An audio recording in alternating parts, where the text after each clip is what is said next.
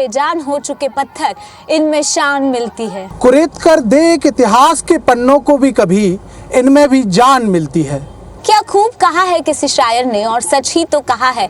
ये इमारतें, ये महल ही तो हैं जो अतीत को सजोए हुए हैं। यहाँ आगरा का ताजमहल भी है और सदर मंजिल जो आज भी इतिहास को सजोए हुए है। नमस्कार, मैं शालिनी हार्डिया और मैं शिखिल व्यवहार आज आपको रूबरू कराऊंगा महलों के शहर से, एक ऐसे शहर से जो देश में अपनी अलग पहचान यहाँ पर रखता है। ये जो शहर आप देख रहे हैं, वैसे तो इसके पहचान की फहरिस्त बहुत लंबी है। ग्रीन सिटी,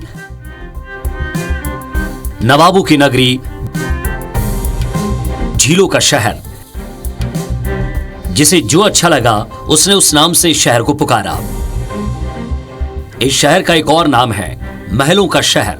वो महल जो अतीत की पूरी दास्तां बयां करता है। गुजरते वक्त के साथ साथ इस शहर के आंचल में परमार वंश की विरासत तो नवाबी दौर के महलों को समेट रखा है। ये शहर है भोपाल। यहाँ की संस्कृति, सभ्यता और अनूठी मिश्रित शैली के गवाह हैं। यहाँ के महल और महलों के शहर भोपाल में सबसे पहले हम आपको रूबरू कराने जा रहे हैं शौकत महल से। जैसा नाम वैसा ही ये महल। दरअसल इतिहासकार बताते हैं कि शौकत महल का निर्माण भोपाल की पहली महिला शासक कुत्सिया बेगम ने कराया था। नवाबों के शहर भोपाल को महिला नवाबों ने एक से बढ़कर एक सौगात दी।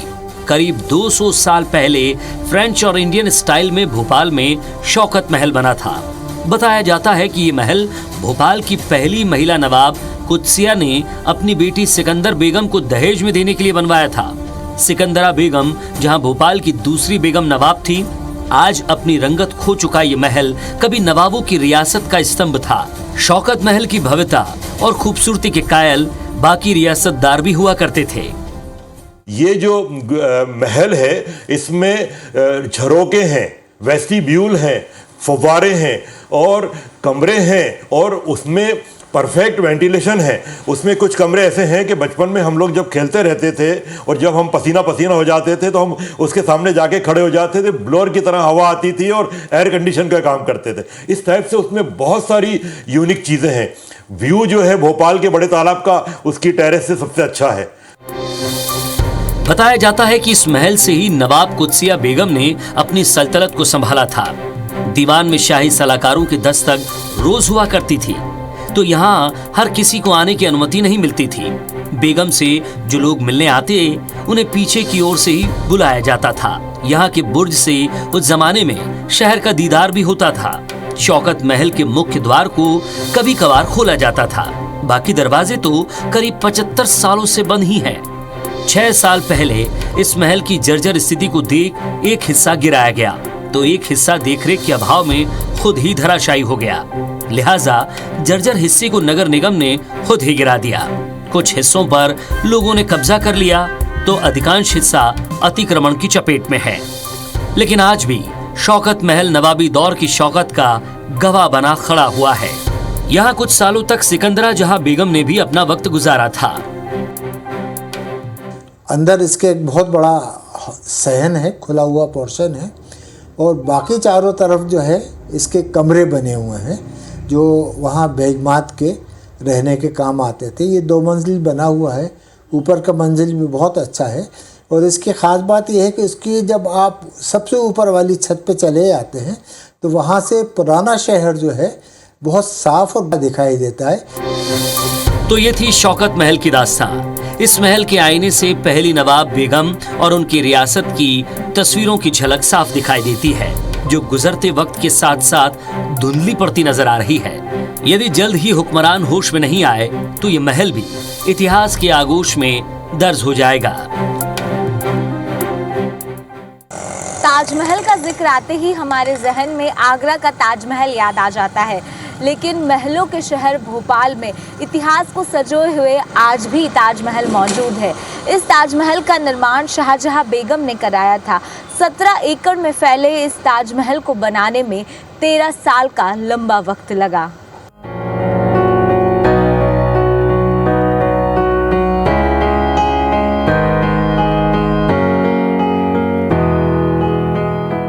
देश में 2 ही ताजमहल मशहूर हैं। पहला आगरा में मोहब्बत दास्तां की गवाही दे रहा है तो दूसरा भोपाल में है। इत्तेफाक इस बात का है कि आगरा का ताजमहल मुगल बादशाह शाहजहां ने बनवाया था, तो भोपाल का ताजमहल शाहजहां बेगम ने। भोपाल रियासत के नवाबी दौर में शाहजहां बेगम तीसरी महिला शासक थी। बताया जाता है कि अपने और मुगल बादशाह का एक ही नाम होने के चलते बेगम शाहजहां ने ताजमहल के निर्माण का निर्णय लिया।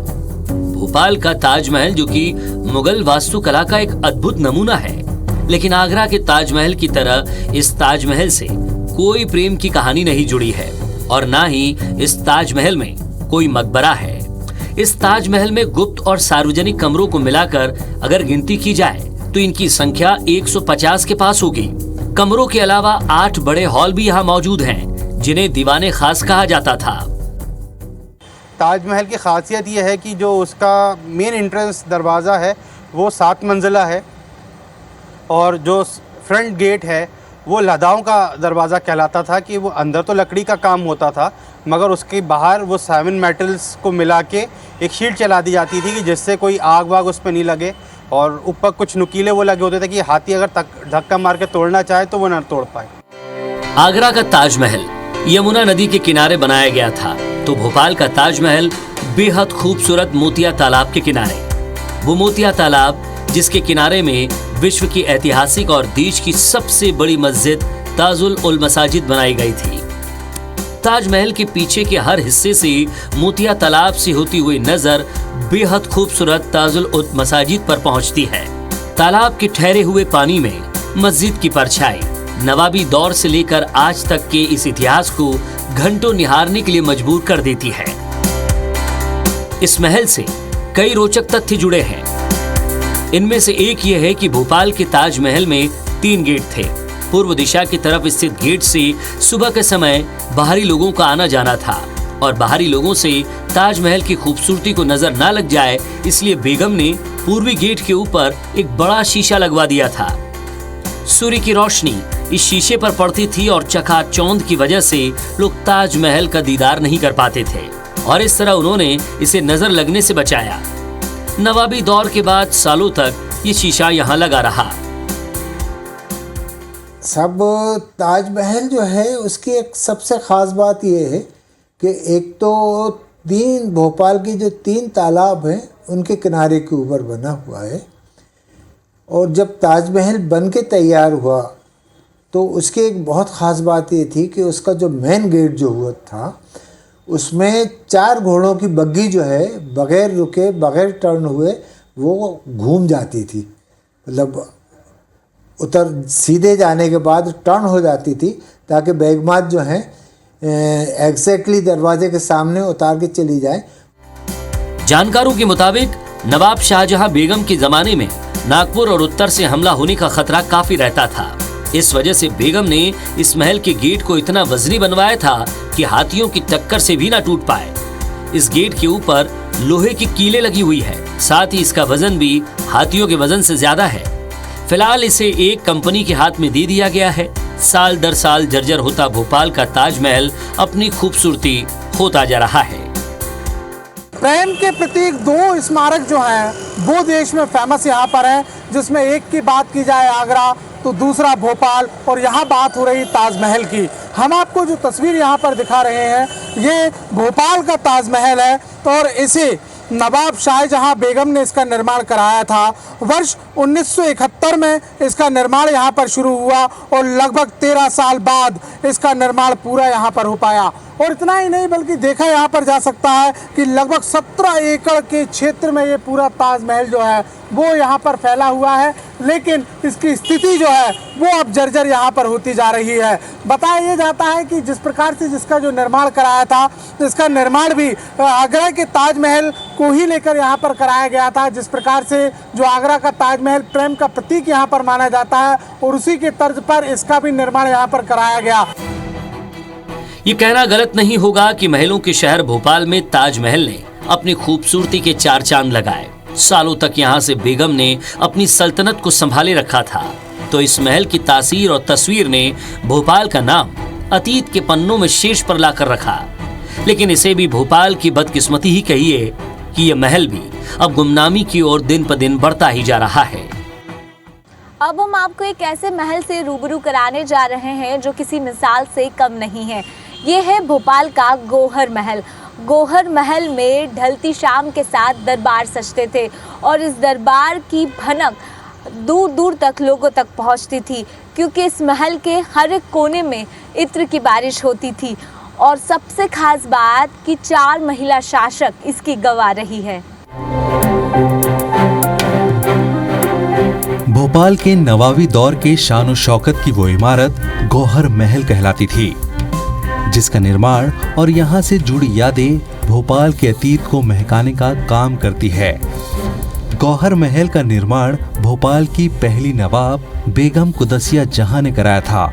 इस महल का नाम गौहर इसलिए पड़ा क्योंकि कुदसिया बेगम को रियासतदार गौहर बेगम कहकर भी पुकारते थे। गौहर महल में जब दरबार एक खास लगा करता था तो इसकी जानकारी भी लोगों को कई किलोमीटर दूर तक पता चल जाती थी। विशाल बड़े तालाब की दूसरी ओर भी अपने आप हवाएं दरबार एक खास की दस्तक देकर आती थी। तब इस बेहद खूबसूरत महल में इत्र की बारिश हुआ करती थी। ये बारिश भी एक विशेष स्थान में नहीं बल्कि महल के हर कोने में होने के कारण पूरा शहर महक उठता था। गौहर महल के एक एक कोने को बड़ी खूबसूरती से बनाया गया था। यहाँ के शीशे, बेगम की साज सज्जा का कमरा, छत पर शीशे और लकड़ी का जालीनुमा काम अनूठा और अद्भुत है। शीश महल तक जाने के रास्ते में छत, खिड़की और फर्श पर कॉपर पाइप्स लगाए गए। कहा जाता है दरबार एक खास के अलावा जब भी बेगम यहाँ से गुजरती थी तो इन पाइप्स के जरिए उन पर इत्र की बारिश की जाती थी। गौहर महल की खूबसूरती को बढ़ाता है यहाँ का बड़ा तालाब। पहले ये तालाब के ठीक मुहाने पर बनाया गया था। तालाब की लहरों की आवाज और ठंडी हवाओं के झोंकों के लिए बेगम महल के बुर्ज पर अक्सर टहला करती थी। अब ये महल भोपाल ही नहीं बल्कि प्रदेश की सबसे खूबसूरत रोड वीआईपी की ठीक दूसरी ओर स्थित है। इसके संरक्षण के कारण ही आज भी नवाबी दौर की तरह ही गौहर महल शान से गुजरे वक्त को संजोए दिखाई देता है। और ये एक बहुत खूबसूरत महल है। इसमें 3 दालान हैं। पहला दालान जो है वो दीवाने आम है, जहाँ बेगम लोगों से आकर मिला करती थी और लोग उनका सजदा करते और कहते हैं कि बेगम सामने आके बैठती और वो बहुत प्यार से लोगों की बातें सुना करती थी। इसके बाद का जो दूसरा दालान है उसमें सबको जाने की इजाज़त तो नहीं थी, लेकिन जो खास किसी चर्चा के लिए आए हों तो उनका दीवाने खास में स्वागत था। इस ऐतिहासिक और बुलंद इमारत की कुछ खूबियां भी हैं, जिसने वक्त से लड़कर खुद को संरक्षित किया।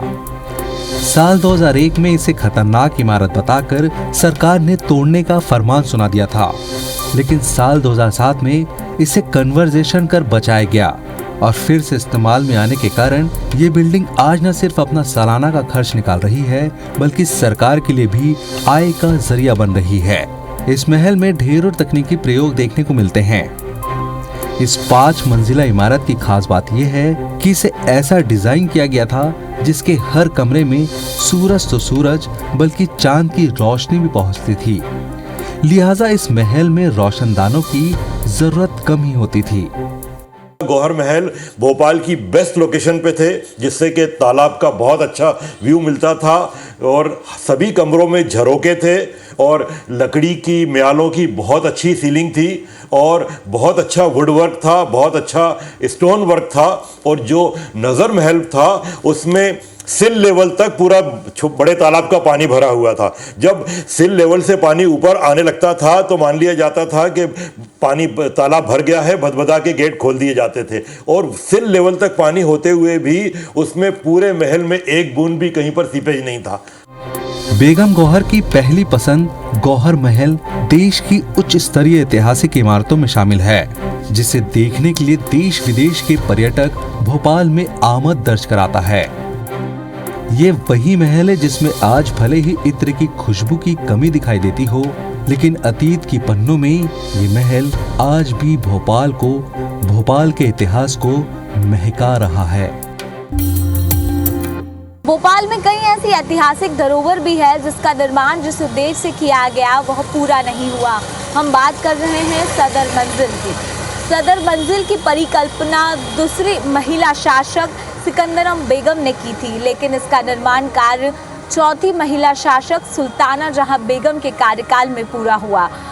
सदर मंजिल अपने ही इतिहास को सजोए हुए हैं और इससे भी खास बात कि ये इंडो यूरोपियन संस्कृति का प्रतीक है। नवाब कालीन के साथ ही यहाँ पर फ्रांस ब्रिटेन की जो कला है उसका अद्भुत संगम भी देखने को मिलता है।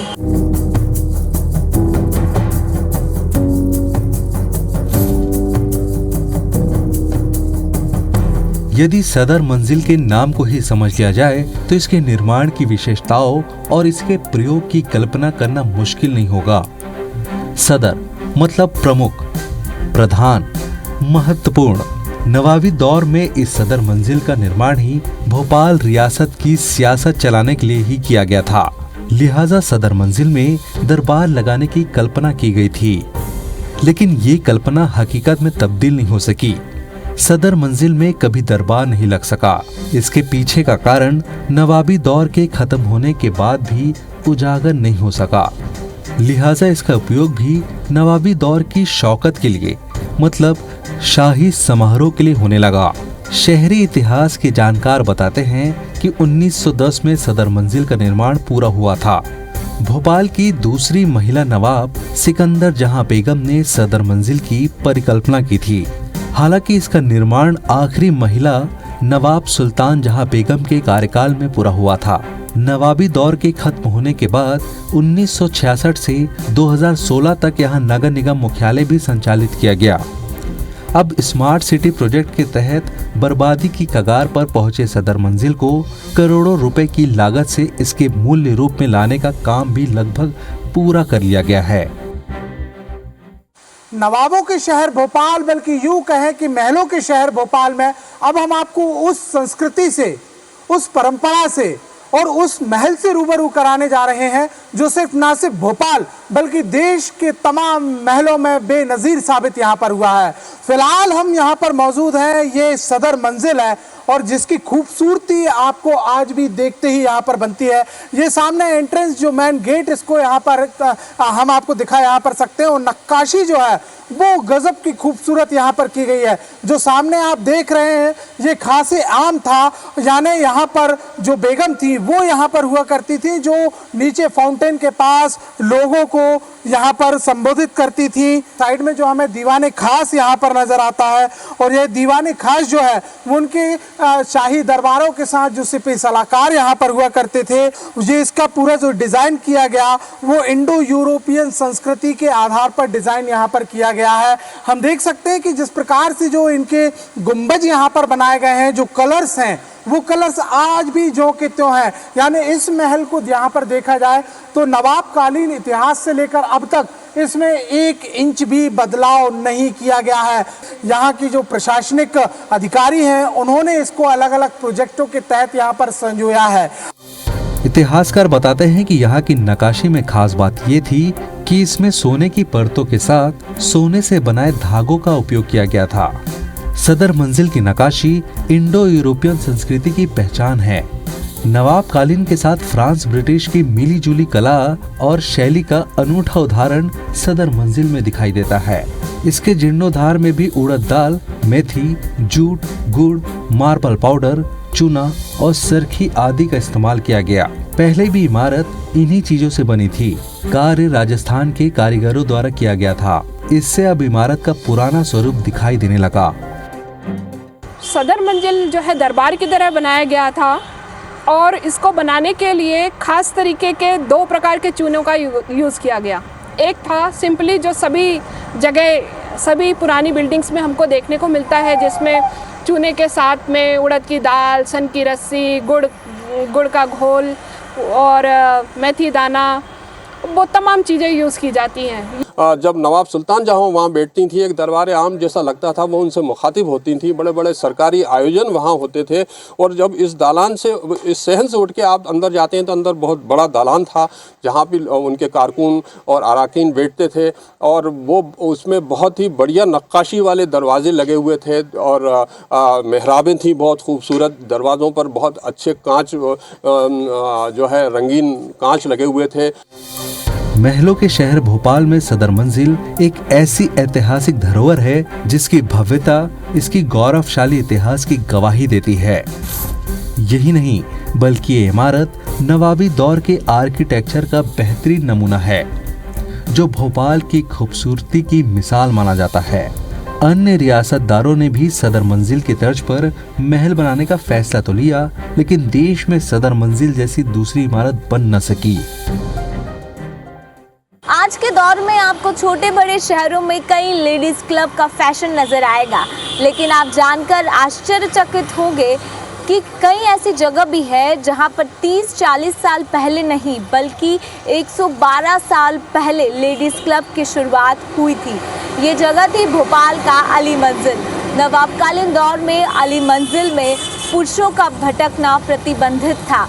आखिर क्या है इस ऐतिहासिक इमारत की रोचक किस्से, आइए आपको सुनाते हैं। इसमें दो राय नहीं कि महिला सशक्तिकरण की बात हो या महिलाओं के जीने की पूरी आजादी की। इसकी शुरुआत भोपाल के नवाब शासनकाल में हुई थी, जबकि ये वो दौर था जब मजहबी बंदिशों के चलते सीमाओं को लांघना मतलब सामाजिक रूप से बहिष्कार का शिकार होना। लेकिन भोपाल की नवाब बेगमों ने इसकी फिक्र नहीं की।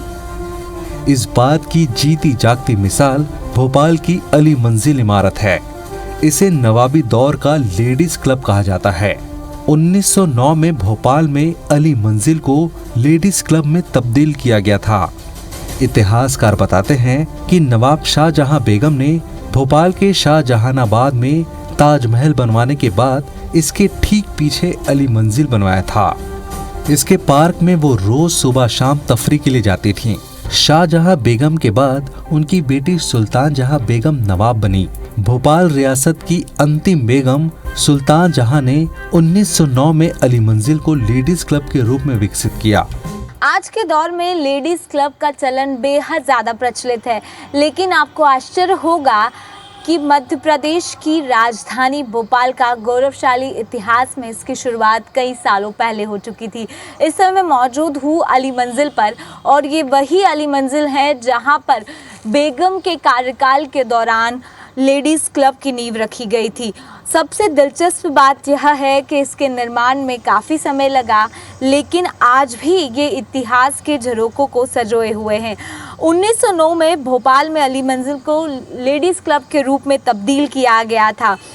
जो तीसरी नवाब रही हैं शाहजहां बेगम, उन्होंने ताजमहल के पीछे की तरफ ये अली मंजिल को बनाया था, और ये पार्क के रूप में था जहां वो सुबह शाम टहलने आती थी, और लौटते टाइम यहीं पर कंस्ट्रक्शन का दौर था और यहीं से वो मुआयना करती थी। हालांकि शाहजहां बेगम के बाद उनकी जो बेटी थी सुल्तान जहां बेगम, उन्होंने इसको एक नया रूप दिया और लेडीज़ क्लब के रूप में विकसित किया।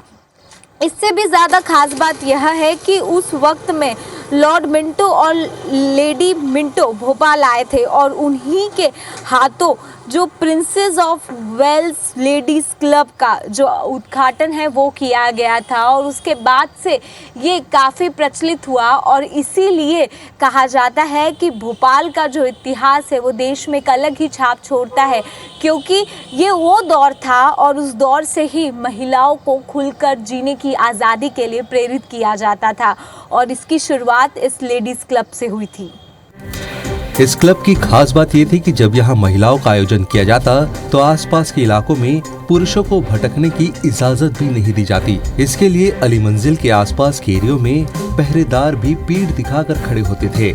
सोने और बेशकीमती नगीनों के बर्तनों से ये नवाबकालीन पहला महिला क्लब गुलजार हुआ करता था। तब तांगों और बग्गियों का दौर था, लिहाजा पुरुषों के नाम पर यहाँ सिर्फ इन्हें चलाने वाले ही आते थे। सिर्फ महिलाओं को एंट्री होती थी, जिससे कि उनको स्वतंत्रता मिले वहाँ, अपने मनोरंजन में कोई विघ्न बाधा ना उत्पन्न हो, मर्यादा का ध्यान रहे, इसलिए वहाँ सिर्फ महिलाओं की एंट्री हुआ करती थी। उस दौर में ये इमारत महिलाओं के प्रति सामाजिक बड़े बदलाव का प्रतीक रहा है। एक बात तो सच है, भले राजा भोज की नगरी भोपाल हो या नवाबों का भोपाल, इन दोनों कालों में बेहद ही ऐतिहासिक धरोहरों को समेटा हुआ है। यहाँ की खूबसूरत झील, इमारतें और कलाकृति का बेजोड़ मिलन देश में और किसी भी कोने में देखने को नहीं मिलता। लेकिन हाँ, गौरवशाली इतिहास को समेटी हुई भोपाल की इन ऐतिहासिक इमारतों के संरक्षण की जरूरत आज भी यहाँ पर दिखाई देती है, क्योंकि यह इमारतें ही हैं जो भोपाल की शान को बयां करती हैं, इतिहास को बयां करती हैं, और यही वो इमारतें हैं जो अतीत का आईना यहाँ पर दिखाती हैं। अब हमें दीजिए यहाँ पर इजाजत, फिर किसी दास्तान शहर के साथ हम फिर रूबरू यहाँ पर होंगे। तब तक के लिए नमस्कार।